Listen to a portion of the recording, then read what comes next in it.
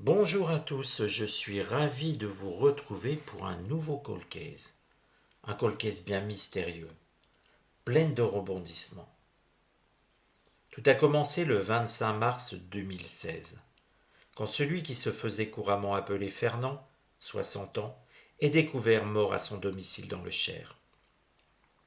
2 balles dans la tête. La veille, il avait bu un café chez son voisin, Gilles.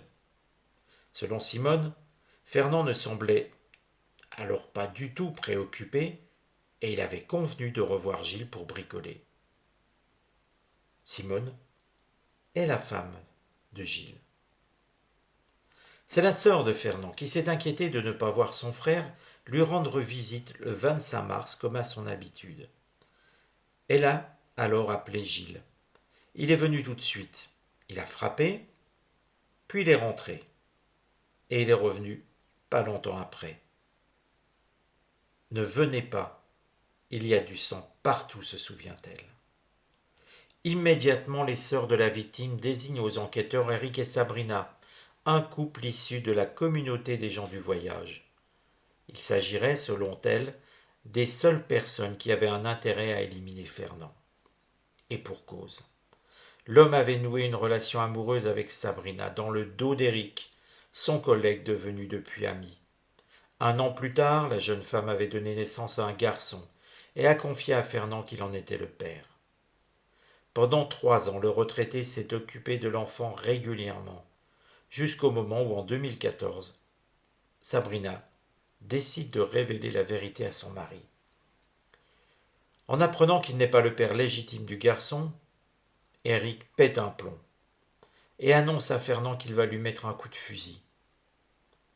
Celui-ci lui répondit alors « Viens, je t'attends », se souvient Jean-Marie, le meilleur ami de Fernand. Le couple coupe alors tout contact avec Fernand et l'empêche de voir son fils. Fernand, lui, contacte une avocate et entame les démarches pour obtenir une garde partagée qu'il aurait assurément obtenue selon elle. L'avocate assigne le couple en justice le 15 février 2016. 1 mois plus tard, Fernand est abattu. Pour elle, pas de doute, les faits sont liés. Quelques jours après l'assassinat, le couple est placé en garde à vue. Ils assurent être restés chez eux à 25 minutes de chez Fernand. Des analyses révèlent de légères traces de poudre sur la main de Sabrina, et sur le jean d'Eric. Mais ceux-ci justifient cela en expliquant avoir tiré 2 jours plus tôt sur un renard qui rôdait dans le jardin. Après leurs 48 heures de garde à vue, ils sont relâchés, faute de preuves. Pendant plusieurs mois, l'enquête va patiner jusqu'à son basculement en juin 2016, quand une femme appelle la gendarmerie. Elle révèle qu'il y a 30 ans, Gilles a eu une relation sexuelle avec Florence, la femme de Fernand, et que pour se venger, Fernand a fait de même avec Simone Tourny, la femme de Gilles. Placée sur écoute, cette dernière confesse à sa fille qu'elle a peur d'être soupçonnée à cause de cette histoire de tromperie, et que Gilles possède des armes du même calibre que celle qui a tué Fernand. Le 8 février 2017, Gilles est mis en examen pour assassinat et placé en détention. Durant la perquisition de la maison, plusieurs armes ont bien été trouvées, mais pas celles du crime. Aucune preuve matérielle n'est trouvée à l'encontre de Gilles Tourny. Mais il est tout de même resté 4 mois en détention avant d'être remis en liberté. Il répétait tout au long de la procédure qu'il était innocent. Les 2 filles du couple pointent du doigt le travail du gendarme qui dirige l'enquête, l'accusent de tout interpréter en défaveur de leur père. Elles l'accusent aussi de harcèlement, de pression psychologique au moment des interrogatoires. L'avocat de Gilles Tourny dénonce de son côté l'absurdité de la vingtaine d'éléments à charge retenus contre son client, mais ne parvient pas, malgré tout, à obtenir l'annulation de sa mise en examen. Mais début 2019, rebondissement. 2 nouveaux éléments orientent à nouveau les soupçons vers Eric et Sabrina.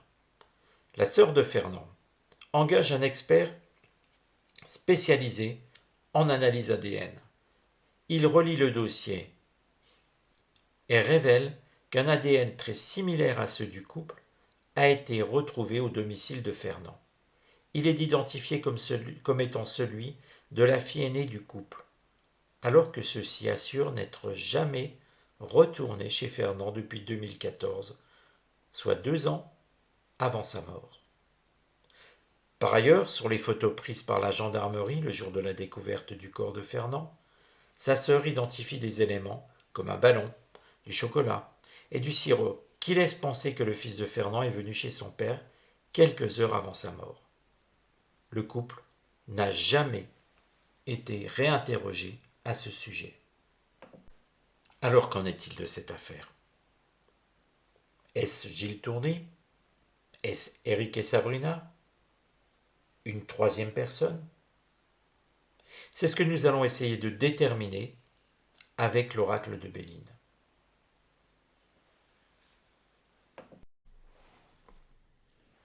Qui a tué Fernand? Voilà vraiment la vraie question. Eric et Sabrina? Ou alors Gilles? Une tierce personne. Alors, on va essayer de regarder les liens finalement dans toute cette affaire. Déjà, on pourrait regarder comment ont évolué les relations entre Gilles et Fernand. C'est une question simple, qui n'est pas directe sur l'affaire, mais on peut regarder si les choses se sont envenimées. Ça ne voudrait pas dire pour autant que Gilles est coupable, mais on pourra regarder ensuite comment Gilles a agi vis-à-vis de Fernand.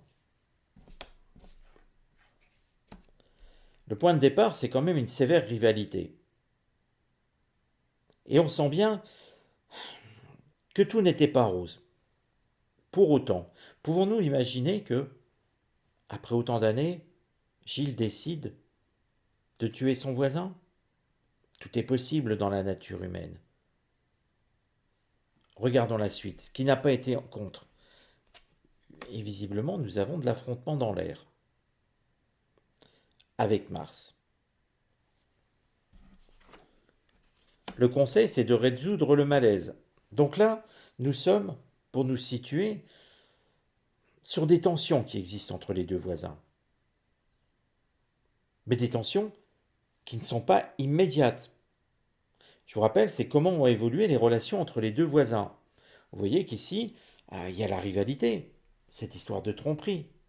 Ici, nous avons des disputes. Et l'oracle conseille qu'il faut résoudre ce problème. Nous nous positionnons donc avec l'oracle avant le crime, bien avant. Effectivement, si ici nous avons encore une carte martienne, là, par contre, ça ne sera pas bon du tout. Mais à ce stade, ce n'est pas parce qu'il y a rivalité que les deux protagonistes n'ont pas pu trouver le moyen de s'arranger.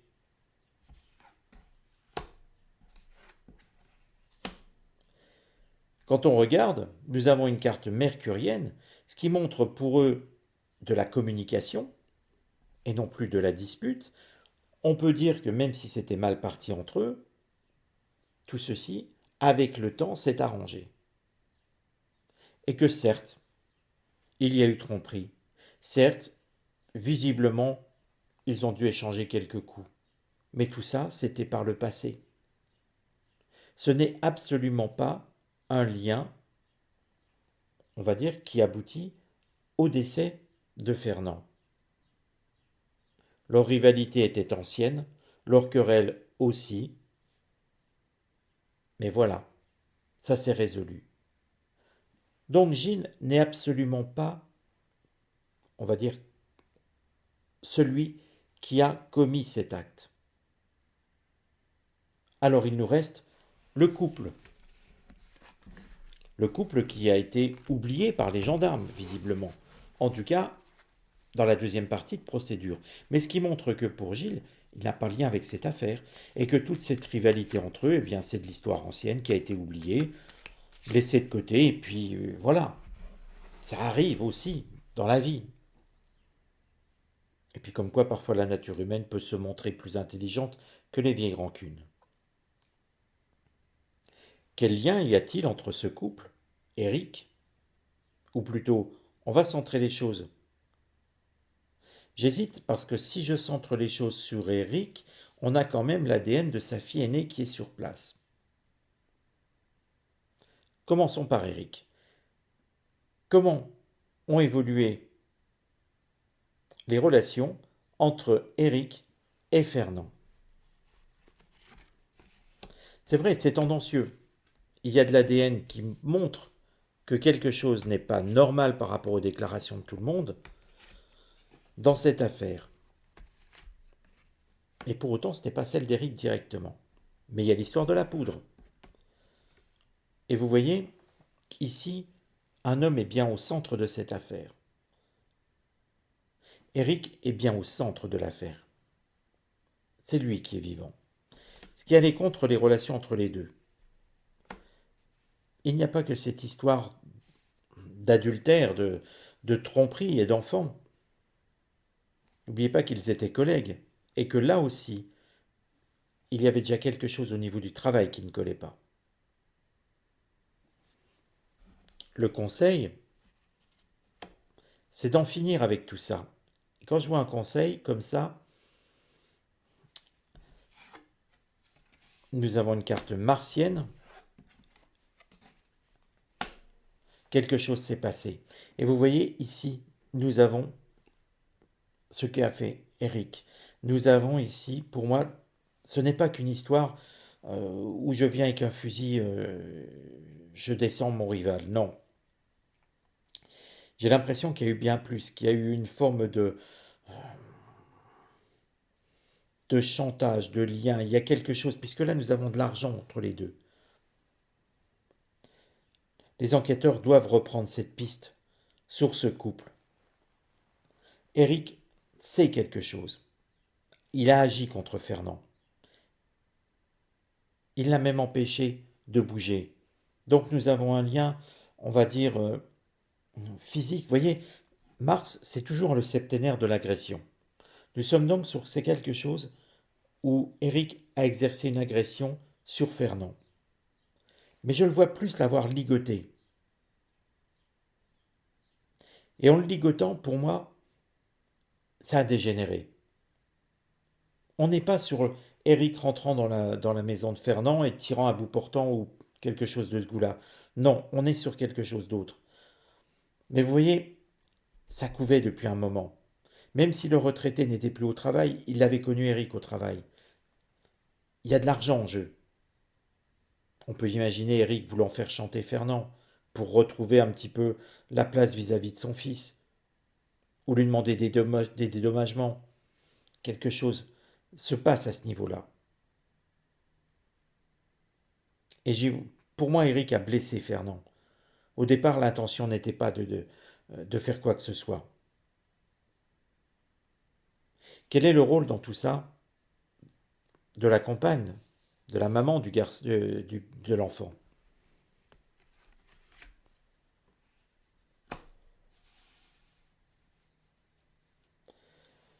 Et quand on y voit son rôle, c'est aussi de l'agression. Pour moi, le couple, c'est lui qui est la clé de tout ça. Dans cette histoire, quand on regarde, le couple comporte deux cartes martiennes, de l'agressivité. Ce qui montre que il y a eu une histoire de chantage. Il y a autre chose qui est donnée par cette carte présent, qui était une carte solaire. Mais présent, c'est l'idée du moment présent, mais c'est aussi l'idée, bien plus forte ici, de donner de l'argent pour obtenir quelque chose. Et ici, on voit de l'agression. On voit, et je vous le redis, Eric a attaché Fernand. Mais vous voyez, finalement, je pensais que c'était Eric qui aurait donné le coup fatal. Il semble que ce soit sa femme, sa compagne.